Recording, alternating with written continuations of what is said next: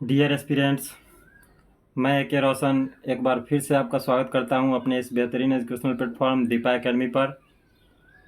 और जो previous year series हमने शुरू किया था उसका नेक्स्ट पार्ट लेकर के मैं फिर से एक बार उपस्थित हूं। जो पहले हमने ईयर वाइज सीरीज़ शुरू किया था, लेकिन उसको हमने बदल दिया है subject wise, topic wise series में। लेकिन क्वेश्चन सारे के सारे जो भी है वो पूछे गए, प्रीवियस एग्जाम में पूछे गए क्वेश्चन है, रियल एग्जाम क्वेश्चन है, उससे अलग कुछ नहीं है। उसके एनालिसिस के थ्रू हम देखेंगे कि किस तरह से नेक्स्ट एग्जाम में उसका फ़ायदा हम उठा सकते हैं PYQ सीरीज़ का।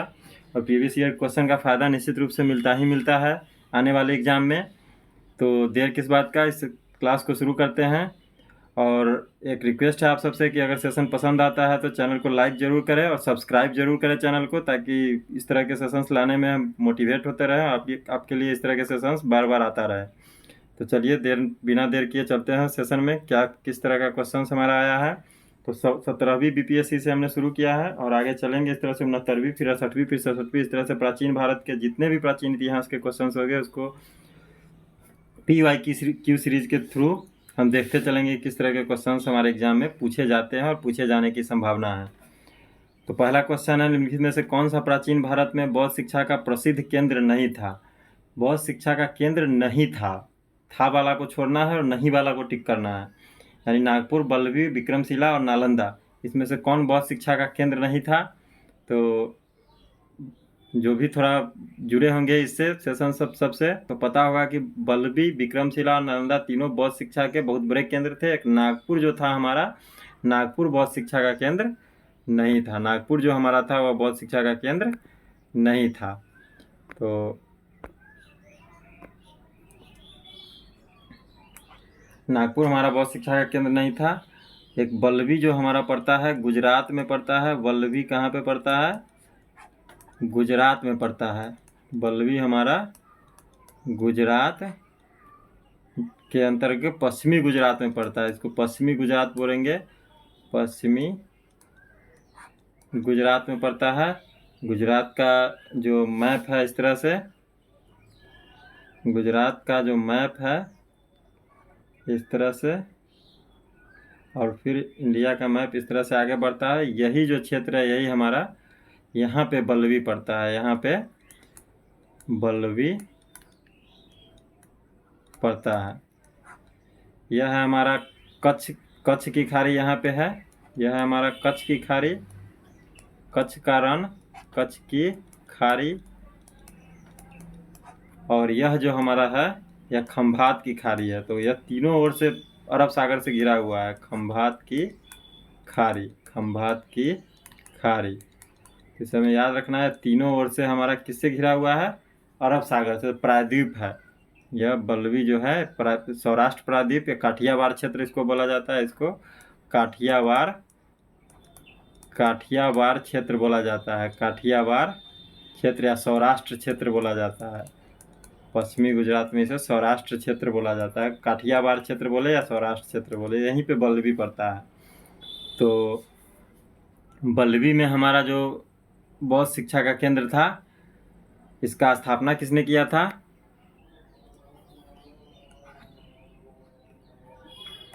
बल्लभी जो हमारा था इसका स्थापना बल्लभी, थोड़ा राइटिंग इसमें प्रॉब्लम करता है।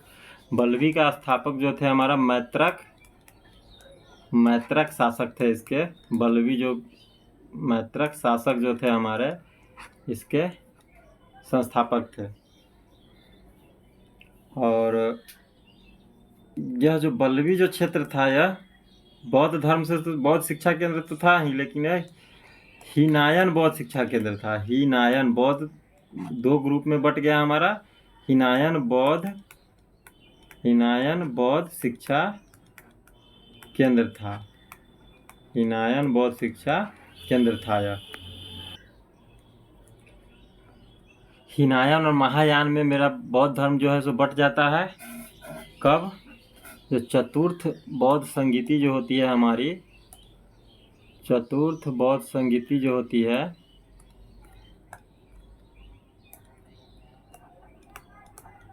चतुर्थ बौद्ध संगीति में बौद्ध संगीति, जो 4 बौद्ध संगीतियाँ हुई थी उसमें से सबसे अंतिम जो चतुर्थ बौद्ध संगीति थी उसमें हमारा जो बौद्ध धर्म है हीनायन और महायान में बढ़ जाता है।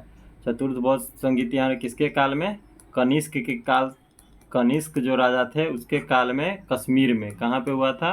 कनिष्क के समय कश्मीर में, कुंडल वन कश्मीर में हुआ था। और वसुमित्र इसके अध्यक्ष थे। इसके अध्यक्ष कौन थे? वसुमित्र। तो चतुर्थ बौद्ध संगीत के हीनायन और महायान में यह दो फार में बढ़ जाता है बौद्ध धर्म। हीनायन तो बल्लभी को याद रखना है, हीनायन या, और हमारा नालंदा जो है महायान। नालंदा जो है हमारा, यह भी बौद्ध शिक्षा का केंद्र है, लेकिन महायान, नालंदा महान है, याद रखना है। नालंदा महान रहेगा, बल्लभी हीन रहेगा। बल्लभी हीनायन और नालंदा महायान। महायान बौद्ध शिक्षा केंद्र से संबंधित है। बल्लभी हमारा महायान बौद्ध शिक्षा केंद्र से संबंधित रहेगा। देख लें, नालंदा जो हमारा है, नालंदा हमारा, इसकी स्थापना किसने की थी? गुप्त शासक जो हमारे थे कुमार गुप्त। नालंदा की स्थापना किसने की थी? कुमार गुप्त। गुप्त शासक जो थे कुमार गुप्त प्रथम, इसको प्रथम याद रखना है। कुमार गुप्त प्रथम ने नालंदा की स्थापना की थी। और यह महायान बौद्ध धर्म का शिक्षा का केंद्र था। महायान बौद्ध धर्म शिक्षा का केंद्र था। महायान बौद्ध शिक्षा पूछ सकता है एग्जाम में कि हीनयान शिक्षा से कौन जुड़ा था? ऑप्शन दे देगा। महायान शिक्षा से कौन जुड़ा? महायान बौद्ध से कौन जुड़ा था? तो नालंदा। हीनयान से कौन जुड़ा था? तो बल्लभी। और यहाँ पे नालंदा विश्वविद्यालय में जो है एक पुस्तकालय था। पुस्तकालय, बहुत बड़ा पुस्तकालय था। नालंदा विश्वविद्यालय में बहुत बड़ा पुस्तकालय था जो जला दिया गया था। किसके द्वारा? पुस्तकालय हमारा जला दिया गया बख्तियार खिलजी के द्वारा। बख्तियार खिलजी के द्वारा 12वीं शताब्दी में बख्तियार खिलजी जो आया उसने पुस्तकालय में आग लगा दिया। हजारों बौद्ध भिक्षुओं को और जितने भी वहाँ के प्रोफेसर्स थे उन सबको आक्रमण करके, मार करके सबको ख़त्म कर दिया और पुस्तकालय में आग लगा दिया। इस पुस्तकालय का नाम पूछ सकता है धर्मगंज। इस पुस्तकालय का नाम जो था यह धर्मगंज था। पुस्तकालय का नाम क्या था? धर्मगंज। धर्मगंज नामक पुस्तकालय जो था बहुत ही पॉपुलर था, बहुत बड़ा पुस्तकालय था। इसमें 3 भवन थे, रत्नासागर, रत्नोधी और रत्नरंजक। उतना याद नहीं रखना है। सिर्फ धर्मगंज पुस्तकालय किस यूनिवर्सिटी से जुड़ा हुआ है, किस पुराने विश्वविद्यालय से जुड़ा हुआ है? ऑप्शन देगा यही सारा, बल्लभी, नालंदा, विक्रमशिला। तो हम बोलेंगे कि नालंदा विश्वविद्यालय में जो है एक पुस्तकालय था बहुत बड़ा जो धर्मगंज था, जो बख्तियार खिलजी के द्वारा 12वीं शताब्दी के अंत में जला दिया गया, आक्रमण करके जला दिया गया। इस तरह से कुछ फैक्ट्स याद रखने हैं। आगे देखते हैं। थोड़ा एक्सप्लेनेशन में टाइम ज़्यादा लग जाता है, थोड़ा सब्र बना करके आगे देखते हैं। अगला क्वेश्चन, भारत के किस राज्य में चित्रकूट मंदिर अवस्थित है? चित्रकूट मंदिर हमारा मध्य प्रदेश आंसर दे रखा है, लेकिन यूपी और मध्य प्रदेश, उत्तर प्रदेश और मध्य प्रदेश का बॉर्डर है। एक सतपुरा रेंज आता है यहाँ पर, एक विंध्य रेंज आता है, विंध्या रेंज, विंध्य पहाड़ी, जो जाके यूपी के बॉर्डर पे ख़त्म हो जाता है। यहीं पे चित्रकूट जनपद है, चित्रकूट जिला यहीं पे है। चित्रकूट जिला यूपी के तरफ है। यह है एमपी साइड, यह है एमपी साइड। और यहाँ पे एक आता है हमारा सतपुरा रेंज, एक आता है सतपुरा रेंज। इसको इस तरह से मैप के थ्रू याद रखना है, सतपुरा रेंज। और यही यहाँ सतना जिला है, मध्य प्रदेश का यहाँ पे सतना जिला है और उधर चित्रकूट जिला है। तो यहीं पे चित्रकूट मंदिर बॉर्डर पे ही अवस्थित है, चित्रकूट मंदिर। और यहाँ से हमारा एक नदी निकलता है, नदी का नाम क्या है? एक नदी है हमारा नर्मदा नदी, जो खंभात की खाड़ी में गिर जाती है, गुजरात के खंभात के खाड़ी में गिर जाती है। कौन नदी? नर्मदा नदी। नर्मदा नदी, इसको भी याद रखना है। विंध्य श्रेणी और सतपुरा श्रेणी के बीचों बीच से बहने वाली नदी कौन सी है? नर्मदा नदी। और सतपुरा के दक्षिण से बहने वाली नदी कौन सी है? सतपुरा के दक्षिण से हमारा बहती है तापी नदी। तापी नदी। दोनों नदी महत्वपूर्ण है स्टैटिक जीके के लिए। सतपुरा के दक्षिण में तापी नदी है, सतपुरा और विंध्य के बीच में हमारा नर्मदा नदी। जो छत्तीसगढ़ बॉर्डर पे हमारा है मैकाल पर्वत श्रेणी। यहाँ छत्तीसगढ़ का बॉर्डर है और छत्तीसगढ़ के बॉर्डर पे हमारा है मैकाल पर्वत श्रेणी। मैकाल पर्वत श्रेणी या मैकाल रेंज। मैकाल पर्वत श्रेणी है, यहीं से हमारा नर्मदा नदी निकल करके जाती है, आगे की ओर बहते हुए जाती है और खंभात की खाड़ी में गिर जाती है। इस तरह से कुछ फैक्ट्स याद रखने हैं नेक्स्ट एग्जाम के लिए। और चित्रकूट मंदिर हमारा बॉर्डर पे है, यूपी और मध्य प्रदेश के बॉर्डर पे। नेक्स्ट क्वेश्चन देख लेते हैं। दुनिया में सर्वाधिक प्राचीन सभ्यता कौन सी है? दुनिया में सर्वाधिक प्राचीन सभ्यता कौन सी है? ऑप्शन है सिंधु घाटी सभ्यता, चाइनीज सभ्यता, इजिप्टियन सभ्यता, मेसोपोटामिया सभ्यता। चारों में से सबसे पुरानी सभ्यता कौन सी है? तो आंसर हमारा दे रखा है मेसोपोटामिया की सभ्यता सबसे पुरानी है। मेसोपोटामिया सभ्यता 5500 साल पुरानी लग रहा है। और यह हमारा इजिप्टियन सभ्यता जो है 5000 साल पुराना है, 5000 साल पुराना। हमारा सिंधु घाटी सभ्यता जो है 4500 साल पुराना है। चाइनीज सभ्यता को तो 7000 साल पुराना कहीं कहीं देखने को मिलता है, कहीं कहीं 8000 साल पुराना। इसका कोई एग्जैक्ट फैक्ट है नहीं। तो हमें अगर सबसे पुराना पूछा जाए सर्वाधिक प्राचीन तो मेसोपोटामिया की सभ्यता। मेसोपोटामिया की सभ्यता जो हमारा है कहाँ पे है? तो इराक में पड़ता है। इराक में दजला और फरात नदी है। इराक देश के दजला और फरात नदी दो नदी है। दजला और फरात नदी।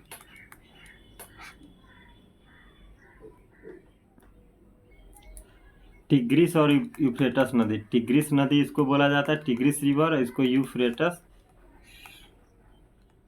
यूफ्रेटस रिवर बोला जाता है। तो इस दोनों नदी के बीच में जो सभ्यता उत्पन्न हुआ उसका नाम पड़ा मेसोपोटामिया। आइए थ्रू मैप देख लेते हैं। यह हमारा है इंडिया पूरा वर्ल्ड का मैप।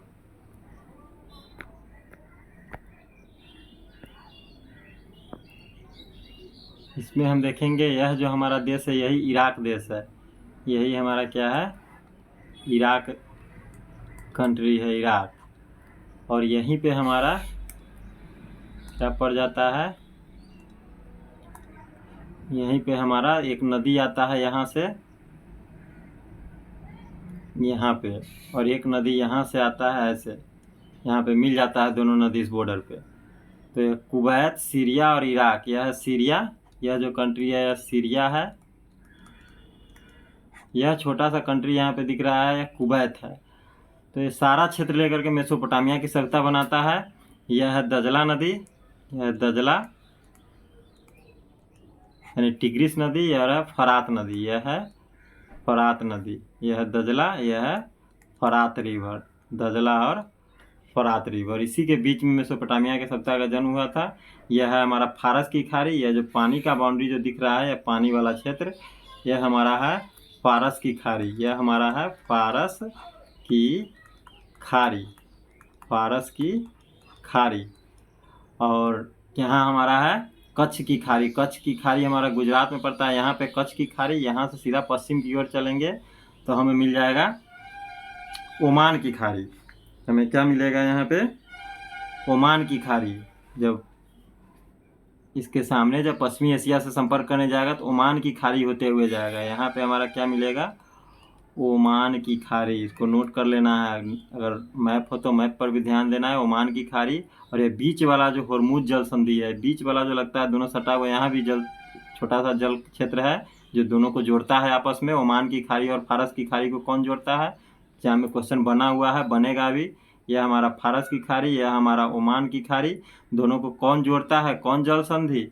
तो लिख देंगे हॉर्मुज जल संधि। हॉर्मुज जल संधि। हॉर्मुज जल संधि जो हमारा है, हॉर्मुज जल संधि, यह हमारा ओमान की खाड़ी और हॉर्मुज जल संधि जो है ओमान की खाड़ी और फारस की खाड़ी को आपस में जोड़ता है। हॉर्मुज जल संधि जो ओमान की खाड़ी और फारस की खाड़ी को आपस में जोड़ देता है। इस तरह से क्वेश्चन हमारा होता है यह क्वेश्चन हमारा खत्म होता है। दुनिया की सर्वाधिक प्राचीन सभ्यता मेसोपोटामिया की सभ्यता। और एक क्वेश्चन पूछ लेता है कि भारत की सभ्यता जो प्राचीन थी सिंधु सभ्यता, सिंधु सभ्यता जो थी किसके समकालीन थी? यह समकालीन किसके थी? समकालीन किसके कंटेम्प्रेरी थी? तो इसमें हमारा जो आंसर होता है मिस्र की सभ्यता, इजिप्ट की सभ्यता। मिस्र की सभ्यता या उसी को बोलते हैं इजिप्ट की सभ्यता। यही इजिप्ट सभ्यता के समकालीन हमारा भारत का जो सिंधु घाटी सभ्यता है वो इजिप्टियन सभ्यता, इजिप्शियन सभ्यता के मध्य प्रदेश इजिप्ट कंट्री है हमारा। इजिप्ट कंट्री कहाँ पे है वो भी देख लेते हैं। यह हमारा रहा इजिप्ट कंट्री।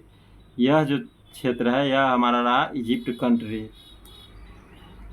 यह जो हमारा क्षेत्र है यह वाला, यह जो डॉट डॉट लाइन दिख रहा है इस तरह का एल टाइप का, यही हमारा इजिप्ट है। यहाँ पे बहता है नील नदी, और यहाँ पे बहने वाला जो नील नदी है इसी के आसपास में मिस्र की सभ्यता का विकास हुआ। इसको नील नदी की देन भी कहा जाता है। मिस्र की सभ्यता को क्या बोला जाता है? मिस्र की सभ्यता, मिस्र सभ्यता को क्या बोला जाता है? नील नदी की देन। मिस्र सभ्यता को क्या बोला जाता है? नील नदी की देन बोला जाता है। मिस्र सभ्यता यानी नील नदी की देन। इस तरह से मिस्र सभ्यता मिस्र में है, और मिस्र में ही नहीं यह सूडान में भी है, दक्षिणी सूडान भी पड़ता है यहाँ पे। मिस्र के नीचे जो कंट्री है सूडान कंट्री, उसको ले करके तब जाके मिस्र की सभ्यता पूरा होता है। आइए जल्दी जल्दी नेक्स्ट क्वेश्चन देख लेते हैं। मौर्य साम्राज्य के संस्थापक कौन थे? मौर्य साम्राज्य की जो स्थापना किए थे किन्होंने किया था? तो चंद्रगुप्त मौर्य। चंद्रगुप्त मौर्य जो हमारे थे इन्होंने ही मौर्य साम्राज्य का स्थापना किया था। चंद्रगुप्त मौर्य जो हमारे थे मौर्य समाज के संस्थापक माने जाते हैं, चंद्रगुप्त मौर्य। एक हमारा बिंदुसार, एक बृहद्रथ और अशोक। बृहद्रथ जो है बृहद्रथ वंश का संस्थापक था। बृहद्रथ जो था यह बृहद्रथ वंश का संस्थापक था। बृहद्रथ पुराणों के अनुसार पूछा जाता है बृहद्रथ वंश जो है बृहद्रथ वंश यह सबसे पुराना है, सबसे पुराना पुराणों के अनुसार। लेकिन नया जो इतिहासकार है उसको बृहद्रथ वंश को सबसे पुराना नहीं मानते, वो हर्यक वंश को पुराना मानते हैं। जो नए इतिहासकार है हर्यक वंश को भारत का सबसे पुराना, मगध का पुराना वंश मानते हैं हर्यक वंश सबसे पुराना। और इतिहास पुराण जो महाभारत वगैरह लिखा गया है उसमें बृहद्रथ वंश को माना जाता है सबसे पुराना।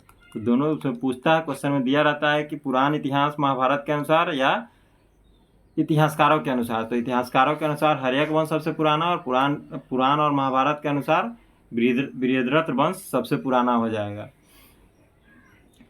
तो हर्यक वंश से हमारा जुड़े हुए हैं कौन? हर्यक वंश से हमारा जुड़ा है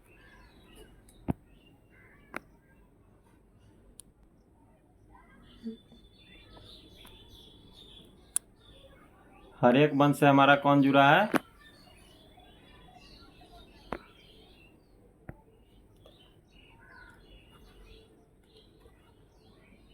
हर्यक वंश से हमारे जुड़े हैं बिंदुसार। हर्यक वंश से हमारा बिंदुसार संस्थापक है इसके, बिंदुसार। इसका बेटा अजातशत्रु। हर्यक वंश को बोला जाता है पितृहंता वंश। हर्यक वंश को क्या बोला जाता है? हर्यक वंश को पितृहंता, पिता का हत्या करने वाला। इसमें जितना भी हुआ सब अपने अपने बाप को मार के राजा बन गए। पितृहंता वंश बोला जाता है इसको। पूछ दे एग्जाम में कि पितृहंता वंश किसे बोला जाता है? तो हर्यक वंश का है। कि इसका जितना भी बेटा हुआ, बेटा पोता, पोता पर पोता, सब अपने अपने बाप को मार के राजगद्दी हासिल करने लगा, इसको पितृहंता वंश बोला गया। उसके बाद अजातशत्रु, इसका बेटा, जिसके समय प्रथम बौद्ध संगीति हुआ। अजातशत्रु के समय पहला बौद्ध संगीति हुआ था। और अजातशत्रु का बेटा कौन हो जाएगा? उदयीन। और उदयीन का बेटा हो जाएगा हमारा उदयीन का बेटा हो जाएगा नागदशक। उदयीन का बेटा हो जाएगा नागदशक। और इसके बाद हर्यक वंश खत्म हो जाता है। इसके बाद हमारा हर्यक वंश खत्म हो जाता है। एक शिशुनाग इसको मार करके एक आता है हमारा शिशुनाग। तो शिशुनाग वंश, इसके बाद शिशुनाग वंश इस नागदशक को मार करके इसका जो मंत्री था, अमात्य इसको बोला जाता था, मंत्री या अधिकारी या इसका जो भी सलाहकार, वह शिशुनाग था। इसने इसको मार के शिशुनाग वंश का स्थापना कर दिया। तो इस तरह से बिंदुसार, अजातशत्रु, उदयीन और नागदशक 4 ही थे इसके राजा। और अजातशत्रु आजीवक धर्म को मानने वाला था, जो नास्तिक धर्म था। अजातशत्रु के धर्म के बारे में भी कई बार पूछा गया है। तो आजीवक धर्म, अजातशत्रु का धर्म कौन सा धर्म मानता था? बौद्ध या जैन नहीं, उस समय बौद्ध जैन भी बहुत काफ़ी प्रचलित था, लेकिन यह आजीवक धर्म को मानता था, जो नास्तिक था। कैसा था? नास्तिक था। आजीवक धर्म कैसा था? नास्तिक था। इसको याद रखना है। हमारा हर्यक वंश से बहुत सारा क्वेश्चन पूछा जाता है, और पुराणों के अनुसार तो बृहद्रथ वंश है। बृहद्रथ वंश में कौन आता है हमारा? जरासंध। जरासंध जिसका भीम पकड़ करके टंगरी फाड़ दिया था, टांग पकड़ करके फाड़ फाड़ के फेंकता था, लेकिन वो फिर जुट जाता था। जरासंध और भीम का मल्ल युद्ध प्रसिद्ध है। तो उसका टांग चीर करके बीच से और फेंक देता था, फिर जुट जाता। फिर भगवान कृष्ण ने उनको सुझाया कि जो टांग जो है उसका दोनों अपोजिट दिशा में फेंको, ताकि दोनों में चुंबकीय बल काम नहीं करे। चुंबकीय बल से दोनों चिपक जाता था। तो दोनों को क्या किया गया? नॉर्थ पोल और साउथ पोल को अपोजिट दिशा में फेंका गया। उसके पैर में उसका टांग जो फटता था उसमें कोई चुंबकीय बल था, जिसके कारण वो फिर से जीवित हो जाता था। तो उसको उल्टा दिशा में फेंक करके इस जरासंध को मारा गया। यानी महाभारत का जरासंध। ये महाभारत का काल अगर निर्धारण किया जाए तो यह 400-500 ईस्वी पहले जो हर्यक वंश था उससे मात्र 1000 साल पहले हमारा महाभारत काल इतिहासकारों के अनुसार समझ में आता है। कि हर्यक वंश से मात्र 1000 साल पहले या ईस्वी सन से मात्र 1500 साल पहले हमारा महाभारत का घटना घटा होगा। आते हैं नेक्स्ट क्वेश्चन देख लेते हैं। अशोक के स्तंभ पर कौन सी लिपि लिखी गई है? तो मेन जो लिपि लिखी गई है अशोक के स्तंभ, ब्राह्मी, सामरी, पाली और संस्कृत। संस्कृत है नहीं, पाली यानी ब्राह्मी और खरोष्टी लिपि मिलती है। अशोक के स्तंभ पे कौन सी लिपि मिलती है? ब्राह्मी और खरोष्टी लिपि मिलती है। अशोक के स्तंभ पे कौन सी लिपि? ब्राह्मी और खरोष्टी लिपि। तो यहाँ ब्राह्मी ऑप्शन में, तो ब्राह्मी लिपि ही ऑप्शन में हम देंगे। नेक्स्ट क्वेश्चन देखेंगे। 5 के बाद 6 आना चाहिए था, टाइपिंग मिस्टेक है शायद, इसलिए आ गया हमारा 3 नंबर क्वेश्चन। 6 नंबर क्वेश्चन है, 3 क्वेश्चन नंबरिंग थोड़ा गड़बड़ है। हम लोग 6ठा क्वेश्चन कर रहे हैं। निम्नलिखित में से कौन चंद्रगुप्त मौर्य से संबंधित नहीं है? चंद्रगुप्त नहीं वाला क्वेश्चन बहुत डाउटफुल होता है। नहीं वाले क्वेश्चन को थोड़ा ज़्यादा ध्यान से देखना है। कौन चंद्रगुप्त मौर्य से संबंधित नहीं है हमारा? सुसीमा है, सांची है, रुद्रदामन का जूनागढ़ अभिलेख है, विष्णुगुप्त है। तो चंद्रगुप्त मौर्य से संबंधित कौन नहीं है? तो सांची हमारा हो जाएगा ऑप्शन, जो चंद्रगुप्त मौर्य से संबंधित नहीं है, अशोक से संबंधित है। सांची का स्तूप जो मध्य प्रदेश में पड़ता है। सांची हमारा कहाँ पे पड़ता है? मध्य प्रदेश में। मध्य प्रदेश की राजधानी भोपाल से 40-45 किलोमीटर उत्तर पूर्व में पड़ता है हमारा सांची। यह हमारा मध्य प्रदेश है। यहाँ पे भोपाल है, मध्य प्रदेश का यहाँ पे भोपाल है, और भोपाल से ही थोड़ा सा उत्तर पूर्व में हमारा पड़ता है सांची। सांची बहुत बड़ा पर्यटक स्थल है। यहाँ पे धार्मिक स्थल, पर्यटक स्थल है सांची हमारा, जो यूनेस्को के विश्व धरोहर में शामिल है। सांची हमारा क्या है? यूनेस्को के विश्व धरोहर में शामिल है। यह क्षेत्र जो हमारा है मध्य प्रदेश है। यह क्षेत्र जो हमारा है बीच का राज्य मेरा मध्य प्रदेश है। और इस तरह से सांची मध्य प्रदेश में हमारा स्थित है, जो अशोक से संबंधित नहीं है। सांची जो हमारा है अशोक से संबंधित नहीं है। सुसीमा, रुद्रदामन का जूनागढ़ अभिलेख, शिलालेख, और विष्णुगुप्त तो कौटिल्य तो चंद्रगुप्त मौर्य से संबंधित थे। चंद्रगुप्त मौर्य के मेन मंत्री ही थे, सेनापति, मेन प्रधानमंत्री ही विष्णुगुप्त यानी कौटिल्य या चाणक्य थे। और सुसीमा जो थे हमारा किसका? बिंदुसार का बेटा था, चंद्रगुप्त मौर्य का पोता था। चंद्रगुप्त मौर्य का यह पोता था। सुसीमा क्या था? बड़ा पोता था। बिंदुसार का बड़ा बेटा था, यानी चंद्रगुप्त मौर्य का बड़ा पोता था। अशोक छोटा था पोता, और चंद्रगुप्त मौर्य का पोता अशोक भी था, और यह भी था, सुसीमा भी पोता था। दोनों को याद रखना है। तो सांची हमारा जो है अशोक के स्तंभों से, अशोक के बहुत सारे बौद्ध स्तूप वहाँ पे मिलते हैं सांची में।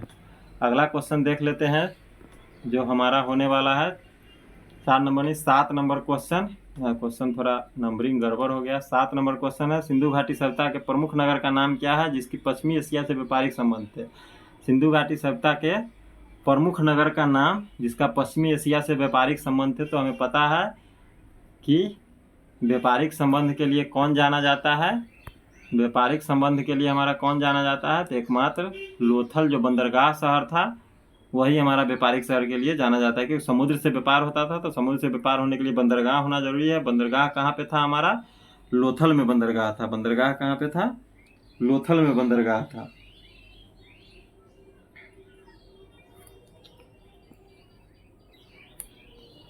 देख लेते हैं हमारा रोपर कहाँ पे है। रोपर जो है हमारा, रोपर यह कहाँ पे है? सतलज नदी के किनारे पंजाब में है। सतलज नदी पंजाब में बहती है। झेलम, चिनाब, सतलज, सिंधु सब मिलकर पंजाब का निर्माण करती है। तो पंजाब में सतलज नदी है और उसी के किनारे, पंजाब में सतलज नदी के किनारे पर है, सतलज नदी के किनारे पर, सतलज नदी के किनारे हमारा पड़ता है रोपड़। और रोपड़ से हमें मिलता क्या है? तो रोपड़ से हमें मिल जाता है मनुष्य के साथ, किसी मालिक के साथ पालतू कुत्ता, मनुष्य या मालिक बोलिए, मालिक मनुष्य के साथ, मालिक के साथ पालतू कुत्ता, पालतू कुत्ता या जो भी कुत्ता को दफनाने का साक्ष्य मिलता है, को दफनाने का, क्वेश्चन अगर पूछा जाए कि पालतू कुत्ता को दफनाने का साक्ष्य किसी इंसान के साथ, किसी मालिक के साथ पालतू कुत्ता को दफनाने का साक्ष्य कहाँ से मिलता है, तो हमारा वो आंसर हो जाएगा कहाँ से? रोपड़ से। और लोथल तो हमारा बंदरगाह शहर है ही, कि सतलज नदी के किनारे हमारा रोपड़ हमारा है, सतलज नदी पंजाब में सतलज नदी के किनारे। और लोथल हमारा किस नदी के किनारे है? लोथल जो है, तो नदी पूछ देता है कभी कभी, लोथल हमारा किस नदी के किनारे है? भोगवा नदी के तट पे है। लोथल हमारा कहाँ पे है? गुजरात में तो है ही, गुजरात का बंदरगाह शहर वही प्रायद्वीपीय सौराष्ट्र के क्षेत्र में लोथल भी पड़ता है। भोगवा नदी के तट पर है, भोगवा नदी के तट पर, भोगवा नदी के तट पर हमारा लोथल है। और फिर कालीबंगा क्या है? कालीबंगा, कालीबंगा जहाँ पे काले रंग की चूड़िया मिली थी, कालीबंगा इसलिए नाम है कालीबंगा, काले रंग की चूड़िया। कालीबंगा कहाँ पे है? घग्घर नदी के तट पे, राजस्थान के घग्घर नदी के तट पे, राजस्थान के घग्घर नदी के तट पर हमारा है कालीबंगा। तो राजस्थान, यह गुजरात, लोथल कहाँ है? गुजरात, लोथल कहाँ है? गुजरात में। और यह कहाँ है? कालीबंगा राजस्थान के घग्घर नदी के तट पर। राजस्थान के कौन सा राज्य, कौन सा नदी, यह याद रखना है, कालीबंगा राजस्थान के घग्घर नदी के तट पे। अगला क्वेश्चन देख लेते हैं जो हमारा 8 नंबर होना चाहिए। 3 क्वेश्चन हमारा नंबरिंग गलती कर दिया। झांसी के पास देवगढ़ का मंदिर और इलाहाबाद के पास गढ़वा के मंदिर बनी मूर्तियाँ किस कला के महत्वपूर्ण अवशेष है? झांसी के पास देवगढ़ का मंदिर और इलाहाबाद के पास गढ़वा मंदिर किस कला का महत्वपूर्ण अवशेष, किस कला में इसको बनाया गया है? राष्ट्रकूट कला, गुप्त कला, मौर्य कला, में से कोई नहीं। तो इसको याद रखना है, हमें रट जाना है पूरा क्लियर कि गुप्त कला से इसका संबंध है। देवगढ़ का मंदिर और इलाहाबाद का गढ़वा मंदिर गुप्त कला से संबंधित है। अब हम 9th नंबर क्वेश्चन हमारा होना चाहिए, निम्नलिखित में से चेर राजवंश की राजधानी कौन सी थी? चेर राजवंश, चेर, चोल और पांड्य 3 दक्षिण भारत के बहुत महत्वपूर्ण राज थे। एक थे चेर, दूसरा थे चोल और तीसरा थे पांड्य। चेल, चोल और पांड्य, यह तीनों दक्षिण भारत के बहुत महत्वपूर्ण शासक थे। तो चेर की राजधानी कहाँ है? पहले आंसर देख लेते हैं, कुरबूर या करूर। करूर दक्षिण भारत में, दक्षिण भारत हमारा इस तरह से मैप बनता है दक्षिण भारत का, और यहाँ पे हो जाएगा हमारा ऐसे करके, यह हमारा हो जाएगा चेर शासन और इधर हो जाएगा हमारा पांड्य का क्षेत्र, पांड्य शासन, पांड्य शासन। और यह जो बच गया यह एरिया, यह हमारा हो जाएगा चोलों के लिए चोल शासन। यह एरिया जो हो जाएगा हमारा चोल शासन हो जाएगा। इस तरह से दक्षिण भारत का नक्शा है, याद रखना है। चोल इधर, पांड्य सबसे नीचे और चेर इधर पश्चिम में, दक्षिण पश्चिम भारत में चेर राज्य। चेर की राजधानी थी करूर, करूर या मदुरै किसकी राजधानी थी? मदुरै हमारा पल्लव वंश की राजधानी थी। मदुरै दे दिया है, 1 मिनट। मदुरै जो हमारा था पल्लव वंश की राजधानी, कांचीपुरम दे रखा है, कांचीपुरम जो दे रखा है यह हमारा पल्लव वंश की राजधानी थी। और मदुरै किसकी राजधानी? पांड्यों की राजधानी जो थी मदुरै थी। मदुरै जी थी पांड्यों की राजधानी थी, मदुरै पांड्यों की राजधानी थी और कांचीपुरम पल्लवों की राजधानी थी। चोल की राजधानी कहाँ पे थी? पुहार। चोलों की राजधानी कहाँ पे थी? पुहार, पुहार चोलों की राजधानी थी। नेक्स्ट क्वेश्चन देख लेते हैं जो कि हमारा होना चाहिए 10 नंबर। निम्नलिखित में से किस शासक ने हर्ष के समय असम पर शासन किया था? अश्वथ जहां, भास्कर वर्मन, राजा दाहिर, उपयुक्त में से एक से अधिक। हर्ष के समय असम पर शासन, असम राज्य जो है हर्षवर्धन के समय 400 से 600 ईस्वी के शासन काल लगभग 600 से 650 ईस्वी के बीच था। किसने किया था? भास्कर बर्मन ने हमारा असम पे राज किया था हर्षवर्धन के समय। हर्षवर्धन के समय भास्कर बर्मन ने असम पे राज किया था। देख लेते हैं 11 नंबर क्वेश्चन हमारा होना चाहिए। राजा प्रवर सेन के बारे में निम्नलिखित पर विचार करो। बाकाटाक वंश का संस्थापक था। उसका साम्राज्य उत्तर में बुंदेलखंड से दक्षिण में हैदराबाद तक था। वह अपने पिता बिंद शक्ति के उत्तराधिकारी बने। उनका उल्लेख पुराणों में मिलता है। निम्नलिखित में से कौन सा कथन सही है? थोड़ा इसको घुमा करके क्वेश्चन दिया है। ये बी, ए और सी, बी सी डी और उपयुक्त में से एक से अधिक। तो ए बी, ए सी और बी सी डी कोई मैच नहीं कर रहा, क्योंकि सारे के सारे कथन तो उपयुक्त में से एक से अधिक के साथ ही जाना सही रहेगा। उपयुक्त में से एक से अधिक के साथ ही जाना सही रहेगा। वो बाकाटाक वंश का वास्तविक संस्थापक तो था बिंद शक्ति। संस्थापक कौन था? इसका पिता बिंद शक्ति। लेकिन यह मेन लाइमलाइट में आया इसी के समय, प्रवर सेन के समय, इसलिए उसको वास्तविक संस्थापक माना जाता है। उसका साम्राज्य उत्तर में बुंदेलखंड से लेकर दक्षिण में हैदराबाद तक था। उसका उल्लेख पुराण में मिलता है। पुराण में इसको प्रवीर कहा गया है। पुराणों में इस शासक को, प्रवर सेन को प्रवीर कहा गया, याद रखना है। पुराणों में इसे प्रवीर बोला गया है। तो आगे देखते हैं 12 नंबर क्वेश्चन हमारा। निम्नलिखित में से किस महान शासक ने प्राचीन बिहार में हर्यक वंश की स्थापना की थी? हर्यक वंश की चर्चा अभी हम इसी सेशन में किए हैं। हर्यक वंश का संस्थापक कौन था? बिंबिसार। हर्यक वंश का संस्थापक कौन था? बिंबिसार। और एक आता है बिंदुसार। बिंदुसार जो चंद्रगुप्त मौर्य का बेटा था, अशोक का बाप था। तो बिंदुसार अलग है, वह मौर्य वंश से संबंधित है। लेकिन यह बिंबिसार जो है हर्यक वंश का संस्थापक है। बिंबिसार क्या है? हर्यक वंश का संस्थापक है। हर्यक वंश का संस्थापक हमारा बिंबिसार है। और उसी का बेटा अजातशत्रु है, जो आजीवक संप्रदाय को मानता था। अजातशत्रु बिंबिसार का बेटा है। आगे देखते हैं 13वां क्वेश्चन हमारा, 13th क्वेश्चन। शिशुनाग वंश के बाद मगध पर किस वंश ने शासन किया? तो अभी हम सीरीज बताए थे। पहला हमारा आ जाता है हर्यक वंश, इतिहासकारों के अनुसार हर्यक वंश। और उसके बाद आ जाता है हमारा शिशुनाग वंश।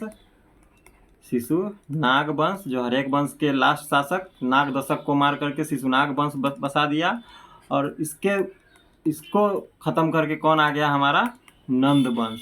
शिशुनाग वंश को खत्म करके हमारा नंद वंश, जिसका अंतिम शासक घनानंद जो बहुत क्रूर था, घनानंद, उसको मार करके हमारा आता है मौर्य वंश। उसको खत्म करके हमारा कौन सा वंश आता है? मौर्य वंश, यानी चंद्रगुप्त मौर्य। उससे लड़ करके घनानंद को खत्म, चाणक्य की सहायता, कौटिल्य चाणक्य जो थे उसकी सहायता से इस नंद को मार करके, नंद वंश जो घनानंद था, इसको मार करके मौर्य वंश का स्थापना करते हैं। तो शिशुनाग वंश के बाद कौन सा वंश आता है? तो हमारा नंद वंश आता है। शिशुनाग वंश के बाद हमारा नंद वंश आएगा। और अगला क्वेश्चन देख लेते हैं आजीवक संप्रदाय के बारे में। 11, 3, 14 तीन क्वेश्चन मेरा मिसप्रिंट हो गया है। आजीवक संप्रदाय के बारे में निम्नलिखित पर विचार करें। आजीवक संप्रदाय के बारे में विचार करना है। मखाली गोशाला इसके सबसे महत्वपूर्ण नेता थे। दर्शन का केंद्रीय विचार नियति था, जो कि भाग्य है। जाति और वर्ग के आधार पर भेदभाव किया जाता था। और आजीवकों की बैठकों के लिए नियमित सभाएं होती थी। इनमें से कौन से सही है, इस पर विचार करना है। क्वेश्चन को देखिए और थोड़ा सोचिए क्या है इसका सही। मखाली गोशाला इसके महत्वपूर्ण नेता थे, बिल्कुल थे। दर्शन का केंद्रीय विचार नियति था, जो कि भाग्य, नियति यानी भाग भरोसे, तो था इसका सही है दोनों। मखाली गोशाला इसके महत्व संस्थापक ही थे। मखाली गोशाला ही इसको आजीवक संप्रदाय को स्थापित किए थे। तो यह तो सही है। दर्शन का केंद्रीय विचार भाग्य था, नियति था, यानी भाग भरोसे, तो यह भी सही है। जाति और वर्ग के आधार पर भेदभाव नहीं होता था। जाति और वर्ग के आधार पर इसमें आजीवक संप्रदाय में भेदभाव नहीं होता था। एक नास्तिक धर्म था, ज़्यादा कर्मकांड को नहीं मानता था। आजीवकों की बैठकों के लिए नियमित सभाएं होती थी। तो सभाएं तो होती ही थी। ए, बी एवं डी सही हो जाएगा। इसका बी ऑप्शन जो हमारा है, बी ऑप्शन यह हमारा सही, ए बी डी सही हो जाएगा।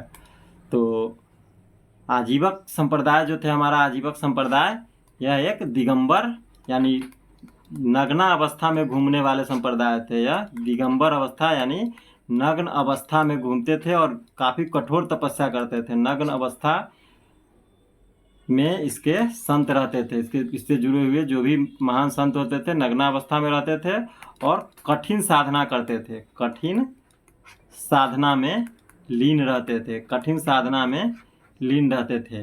भाग्य पर भी भरोसा करते थे और क्या करते थे, जाति के आधार पर भेदभाव नहीं करते थे। खूब तपस्या, खूब साधना करते थे और जाति के आधार पर भेदभाव नहीं माना जाता था, लेकिन भाग्य को मानते थे कि जो भाग्य में लिखा होगा, जो भाग्य हमारा नियत होगा पहले से, वही हमारे साथ जिंदगी में घटित होगा। इस तरह से यह नियति प्रधान दर्शन था। आजीवक संप्रदाय कैसा था, नियति प्रधान। और इससे जुड़ा हुआ कौन था आजीवक संप्रदाय से, तो अजात शत्रु, बिंबिसार का बेटा अजात शत्रु इस धर्म को मानता था, लेकिन उसके आगे धर्म सब जैन धर्म मानने लगा। उसका बेटा सब जैन धर्म मानने लगा। अजात शत्रु जो हमारा था, यह आजीवक संप्रदाय के विचारों से प्रभावित था। तो नियति प्रधान क्या था, यह हमारा नियति प्रधान धर्म था। नियति प्रधान, नियति यानी भाग्य प्रधान धर्म था, जो भाग्य को मानता था कि भाग्य में जो लिखा होगा वही हमारे जीवन में घटित होगा। एक नास्तिक दर्शन था। यह कैसा दर्शन था, नास्तिक था, ईश्वर में विश्वास नहीं करता था, कर्म कांड में विश्वास नहीं करता था, नास्तिक दर्शन था। कैसा दर्शन था, एक नास्तिक दर्शन था। इसके जो अनुयायी होते थे वह दिगंबरावस्था में, नग्नावस्था में, कठिन साधना में लीन रहते थे। इस तरह से हमारा आजीवक संप्रदाय के बारे में बहुत सारे फैक्ट्स हैं जो याद रखना है, आगे एग्जाम में पूछा जा सकता है। इस तरह से आगे हमारा क्वेश्चन लगता है नहीं है, ख़त्म है। इस तरह से 14 क्वेश्चन अभी हम किए हैं। सेशन थोड़ा एक्सप्लेनेशन में लंबा हो जाता है, आगे देखेंगे और सॉल्व करने का कोशिश इसको करेंगे। और अगर आपको सेशन पसंद आ रहा है तो लाइक ज़रूर करें और चैनल को सब्सक्राइब करें। हमें भी मोटिवेशन की ज़रूरत होती है कि इतना मेहनत हम करते हैं और आपके लिए और ज़्यादा मेहनत कर सके, इसके लिए हमें मोटिवेशन की ज़रूरत होती है। तो जितना से ज़्यादा लाइक हो, शेयर हो और चैनल को हमेशा सब्सक्राइब करके रखें, ताकि नेक्स्ट सेशन बनाने के लिए हम भी मोटिवेट रहे। आपको अच्छे तरीके से इसी तरह explained video previous year question series का और मॉक टेस्ट का भी कुछ क्वेश्चन हम आपके लिए लाते रहें, जो आने वाले एग्जाम में आपके लिए बहुत ही फ्रूटफुल साबित होगा। तो सब्सक्राइब करना ना भूलें। तब तक के लिए हमें इजाज़त दीजिए। धन्यवाद। नेक्स्ट सेशन में फिर मिलते हैं। जय हिंद।